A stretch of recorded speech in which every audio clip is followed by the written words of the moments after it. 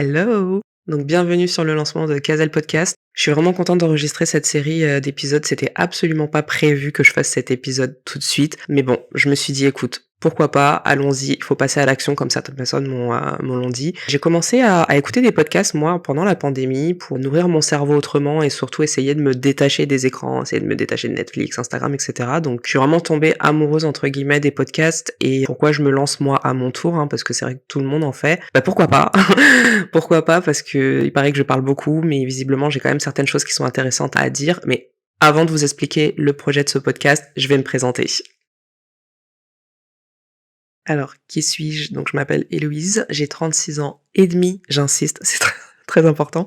J'habite à Montréal depuis 3 ans, donc je viens de France. Je suis arrivée en janvier 2020, juste avant la pandémie. Au niveau de mon parcours scolaire, bah, disons que j'ai eu un parcours quand même assez varié. Donc j'ai fait des études en secrétariat, en commerce, en communication, encore en communication, en management et stratégie d'entreprise. Donc j'ai jamais eu une vision vraiment claire de je veux faire ça et je m'y tiens. Depuis que je suis petite entre guillemets, je dis pas que je sais pas ce que je veux, mais c'est que ça a toujours été un peu bon, ceux qui verront pas la vidéo sur YouTube, vous voyez pas mes mains, mais ça a toujours été un peu varié en fait. C'est-à-dire que je voulais faire quelque chose, après je voulais faire autre chose. J'ai toujours été très curieuse de plein de choses. Donc c'était pas vraiment une lignée entre guillemets de tout ce que je voulais faire, mais je me suis quand même dirigée en communication, marketing, événementiel, c'est ce qui vraiment domine mes expériences professionnelles. Donc bah, du coup niveau salariat, en fait, j'ai eu plusieurs postes, dans tout, n'importe quoi, surtout n'importe quoi. Non, j'ai fait vraiment beaucoup de choses. Bah, autant les jobs étudiants où là j'ai vraiment testé tout ce que je pouvais pour gagner de l'argent, pour mes projets, pour mes dépenses, mon permis de conduire, mes études aussi, tout ce que je devais financer. Donc j'ai vraiment eu plusieurs postes dans plusieurs secteurs d'activité. Donc je suis passée par l'industrie, je suis passée par l'immobilier, des agences d'événementiel. J'ai fait aussi pas mal d'entreprises de retail en fait, donc de vente pour particuliers. Donc voilà, ça a été quand même un parcours assez varié, disons, assez atypique. Ce que les entreprises et les recruteurs peuvent dire surtout, bah, en France, parce que maintenant j'ai l'expérience, maintenant que je vis au Canada depuis 3 ans, je sais que c'est pas du tout le même état d'esprit, c'est pas du tout le même mindset. Donc en France, on qualifie ce parcours de: «Oui, bah, vous avez un parcours un peu, assez atypique, vous avez bougé souvent, vous êtes pas stable». On me l'a déjà dit plusieurs fois aussi en entretien que j'étais pas stable parce que j'avais testé plusieurs choses, parce que, j'avais fait plusieurs secteurs d'activité. Je crois que le maximum que je suis restée dans une entreprise, c'était 2 ans. C'est vraiment le grand, grand maximum que j'ai pu faire. Sinon, c'était 1 an. 1 an, c'était rare aussi quand même, mais sinon, 3 à 4 mois, 6 mois, 8, 9, mais bon, pas plus que ça. Pas comme d'autres personnes qui, restent 3 ans, 4 ans, 5 ans sur le même poste dans la même entreprise. Donc ça me correspondait pas du tout, parce que j'ai un peu la bougeotte, visiblement, je tiens pas trop en place, donc j'ai vraiment testé beaucoup de choses. Et je me suis aussi consacrée à l'entrepreneuriat, donc mon premier projet d'entreprise, c'était en 2011? Je sais plus, 2011, donc ouais, ça fait un petit moment. C'est en 2011 mon premier projet d'entreprise, donc c'était assez, impulsif comme décision. Alors, je suis assez impulsive dans mes décisions. Mes grandes décisions que j'ai prises, j'ai pu prendre dans ma vie, c'est des décisions complètement impulsives, mais qui au final m'ont pas mal servi. Mon premier projet entrepreneurial y compris. Ça partait d'une blague à la base avec ma cousine, j'étais au chômage, je m'ennuyais, j'arrivais pas à trouver un boulot. Donc elle m'a dit: «Bah, pourquoi pas tu profites pas des aides du gouvernement pour lancer ton entreprise?» Je me suis dit: «OK, pourquoi pas?» J'ai noté 3-4 idées et je me suis dit: «Allez, bim bam boum, celle-ci». Ça, c'était une marque de cosmétiques. Donc j'ai travaillé pendant quand même plus d'1 an et demi là-dessus, sur ce projet-là, donc c'était un très, très, très, très gros projet parce que j'ai quand même vu les choses en grand. Finalement, j'ai pas lancé cette marque pour plusieurs raisons, donc bah, c'était il y a plus de 10 ans, donc j'avais 10 ans de moins, hein, donc j'avais pas 36 ans et demi, mais j'en avais 25-26.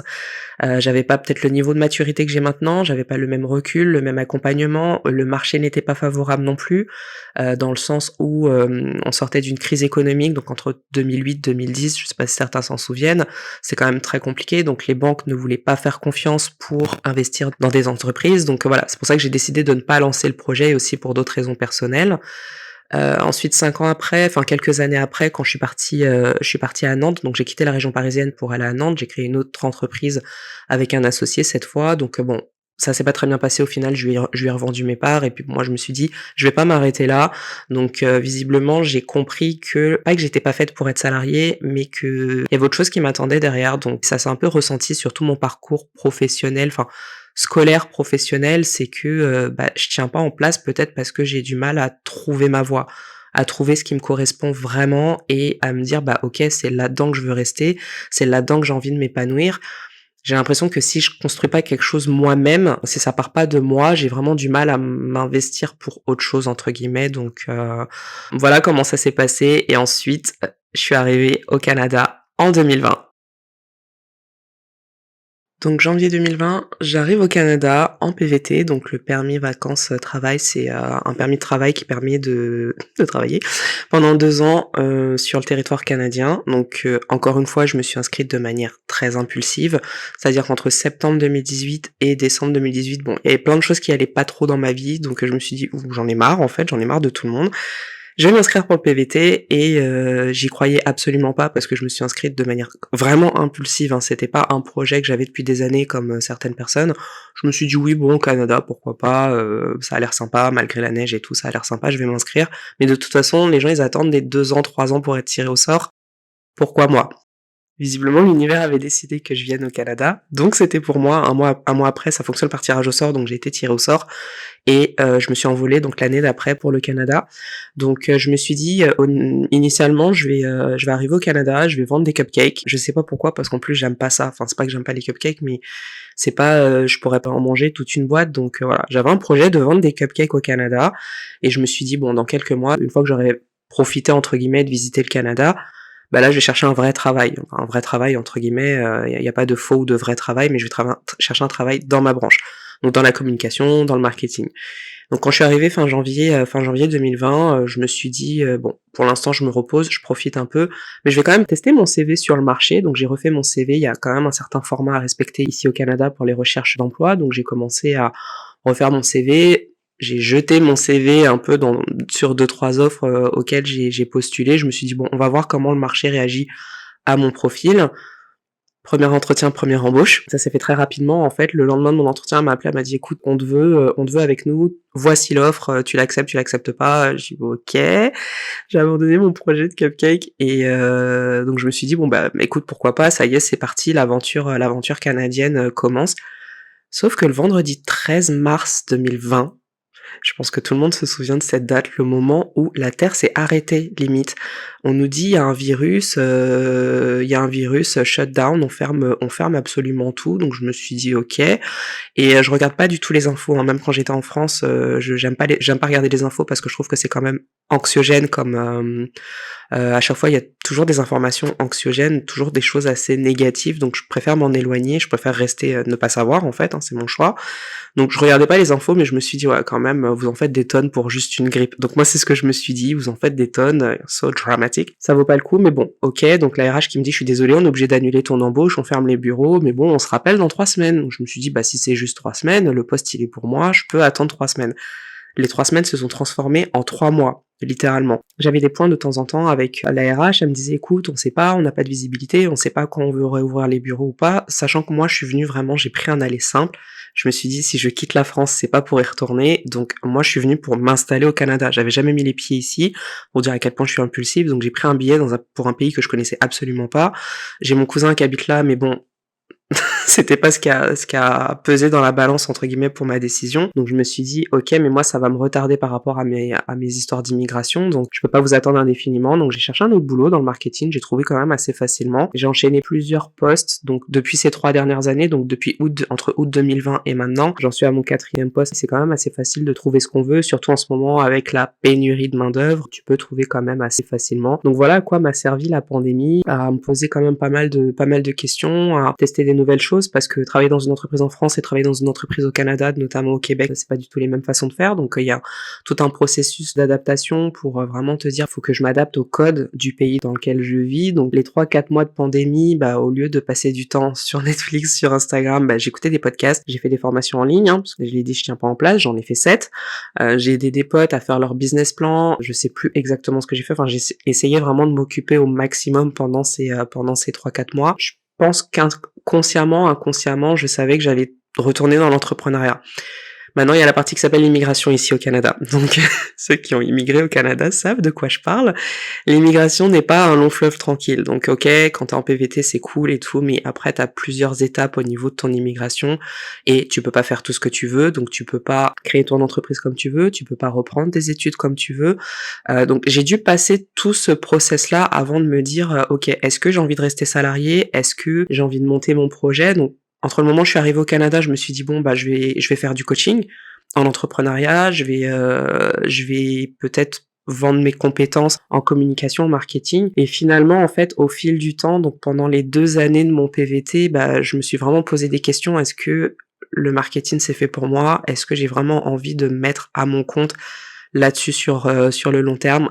La réponse était non. Vous savez, en début d'année, généralement, le 1er janvier, on envoie des messages de bonne année à tout le monde, on souhaite la santé. Donc voilà, c'est exactement ce que j'ai fait l'année dernière. À cette même période, 1er janvier, j'envoie des messages à tout le monde de bonne année, je vous souhaite la santé, surtout mon frère. Je lui ai écrit pour lui dire non mais vraiment la santé c'est important. J'insiste sur le fait que la santé c'est important alors que moi-même je commence à avoir des symptômes du fameux virus dont je parlais tout à l'heure.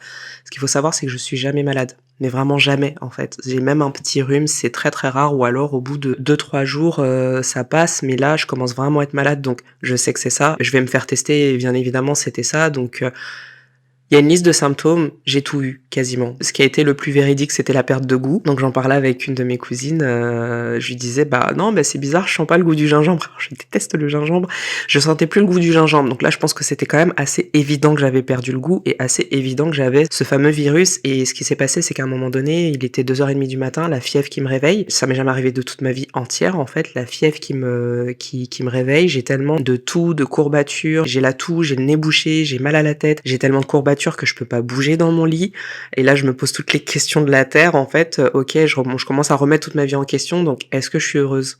La première question qui me vient c'est: «Est-ce que je suis heureuse?» et le constat ça a été que non, professionnellement je me sens pas épanouie. Je me sens pas épanouie, je me sens pas heureuse, j'ai envie de faire quelque chose qui a du sens pour moi, qui a du sens pour les autres. Donc là, j'ai eu le constat que, OK, le marketing c'est mon métier mais c'est pas ma passion. C'est quoi ma passion au quotidien? C'est quoi ce qui m'anime au quotidien? Et qu'est-ce qui pourrait apporter de la valeur aux autres, mais aussi à moi-même? Donc après plusieurs recherches, j'ai décidé de faire une reconversion en naturopathie. Donc à partir de septembre 2023, je commence ma formation, donc je vais m'inscrire dans une école pour devenir naturopathe. Donc après tout ce cheminement, toute cette remise en question, toutes ces recherches, j'ai décidé de créer l'entreprise Cazel. Donc Cazel, c'est un acronyme d'initiales de personnes qui sont chères à mon cœur. Donc ça s'écrit K-A-Z-E-L. K pour Kelly. Donc c'est ma sœur qui est décédée en 2001, qui a mis fin à ses jours en raison de problèmes de santé mentale. A et Z, donc Alexina et Zélie, c'était les prénoms de ma grand-mère. Donc une femme qui faisait vraiment passer le bien-être de tout le monde, de ses enfants, ses petits-enfants avant elle-même. Et Héloïse Laram, donc c'est moi. Ce sont mes initiales. Donc voilà comment j'ai créé l'histoire de Cazel. C'est une entreprise qui sera dédiée au bien-être, qui est dédiée au bien-être. Donc il y aura un volet donc sur la partie nutrition, hygiène de vie, donc avec la naturopathie. C'est pour ça que je m'inscris dans une école pour faire une formation, pour pouvoir accompagner le plus de personnes possible. Le développement personnel, donc souvent beaucoup de personnes lisent des livres, mais c'est un peu compliqué de pouvoir s'y retrouver entre toutes les informations qu'on a à notre disposition. Donc voilà, j'ai envie de mettre en place des outils pour essayer d'aider chacun, chacune à faire son propre cheminement, définir ses objectifs, les atteindre et la santé mentale, donc en hommage à ma sœur Kelly. Donc la santé mentale, c'est un sujet qui est encore beaucoup trop tabou de nos jours. On refuse de parler de santé mentale et je voudrais vraiment faire de la sensibilisation, sur la santé mentale, pour la prévention du suicide aussi, parce que c'est vraiment quelque chose dont on ne veut pas parler. Moi, la première, j'ai mis vraiment plusieurs années avant de pouvoir accepter. Donc, accepter, pardonner. Donc, voilà, je voudrais vraiment faire de la sensibilisation auprès de tous. Pourquoi je vous raconte toute ma vie et tout mon parcours? Donc voilà, l'idée c'était de me présenter, que vous compreniez pourquoi je suis passée de hautes études, du marketing à la médecine alternative. Donc voilà, je voulais vraiment avoir cette partie, cette quête de sens. Et je me rends compte que je suis pas la seule. Je suis pas la seule à avoir fait ce cheminement. Donc l'objectif de ce podcast, c'est vraiment de mettre en lumière des profils qui, comme le mien, qui soit ont été, qui sont ou qui seront dans la même situation que moi. À savoir quitter un emploi qui est confortable financièrement ou confortable aux yeux de peut-être d'autres personnes, mais c'est pas forcément les nôtres, voilà, qui ont décidé de quitter une vie plus ou moins confortable pour, pouvoir, soit vivre de leur passion ou, faire quelque chose qui avait plus de sens pour eux. Voilà, donc pour l'instant, je suis toute seule, mais dans les prochains épisodes, je serai avec d'autres personnes que je vais interviewer et vous en saurez plus très prochainement. C'est tout pour aujourd'hui, j'espère que cet épisode vous a plu, donc si oui, n'hésitez pas à le partager autour de vous et je vous dis à très, très, très bientôt pour un prochain épisode. Bye!